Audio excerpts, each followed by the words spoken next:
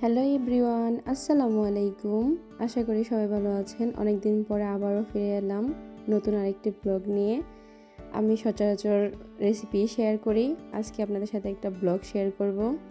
আমি সারাদিন কী করি, সেই সাথে ইটালিয়ান রেস্টুরেন্ট স্টাইল স্প্যাগেটির রেসিপি সেই সাথে শেয়ার করব। আজকে সারাদিন আমার কিভাবে কাটে। আসলে সব কিছু তো শেয়ার করা সম্ভব হয় না, কিছু কিছু জিনিস শেয়ার করব আপনাদের সাথে আজকে। তো সাথেই থাকুন আর দেখতে থাকুন আমার এই নতুন ব্লগটা।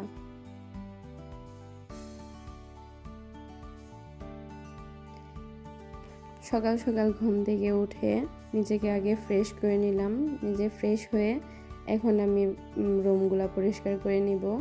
রুম পরিষ্কার করে রুম গুছগাছ করে রেখে যাব। তারপর আমি নিজের জন্য নাস্তাও রেডি করে নিচ্ছি। এখানে রুটি ভেজে নিচ্ছি, সাথে ছিল ডিম ভাজা।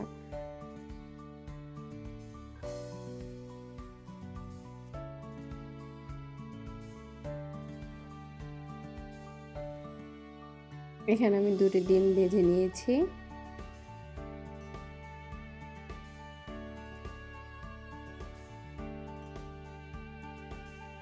এখন আমি নাস্তা করে নেব। নাস্তা করার পর চা না হলে তো হয়ই না। সকালবেলাতে 1 কাপ চা চাই। অনেকেই আমার মতন আছেন যারা চা অনেক পছন্দ করেন।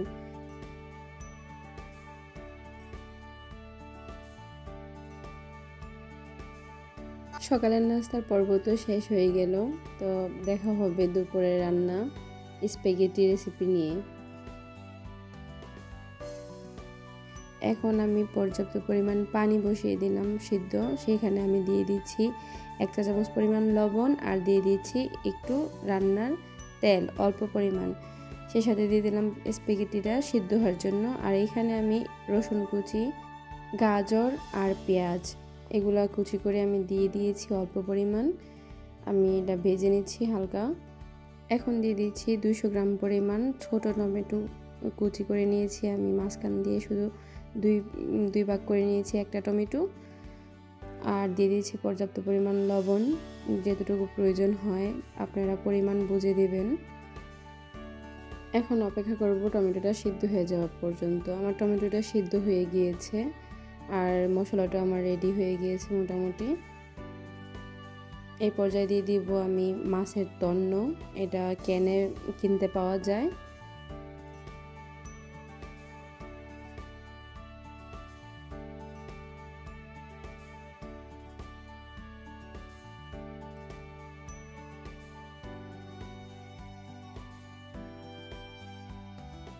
আর একটু ভালোভাবে কষিয়ে নিয়েছি। আর এখন দিয়ে দিচ্ছি স্প্যাগেটি। ভালোভাবে মিক্স করে নিতে হবে।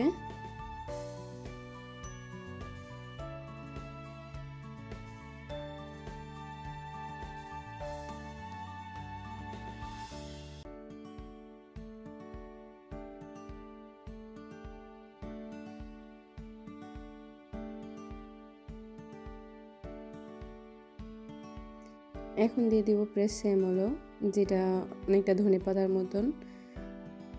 এটার স্মেলটা অনেক সুন্দর আসে। আপনারা পছন্দ করে দিতেও পারেন, অনেকে নাও পছন্দ করতে পারেন, না চাইলে নাও দিতে পারেন। সেটা আপনাদের একান্তই নিজেদের পছন্দ মতন। দুপুরে খাবারের পর বিকেলবেলা চলে গেলাম সুপার শপে। আমার বাসার জন্য কিছু কেনাকাটার প্রয়োজন ছিল। তো যা যা প্রয়োজন সেসব কিছুই নিলাম। ফিরে আসলাম বাসায়। বিকেলবেলা দেখলাম যে খুবই খারাপ হয়ে যাচ্ছে ওয়েদার। তার কিছুক্ষণ পরেই এবার বৃষ্টি আসলো। বৃষ্টির দিন চিন্তা করলাম যে একটু মুড়ি মাখা হয়ে যাক।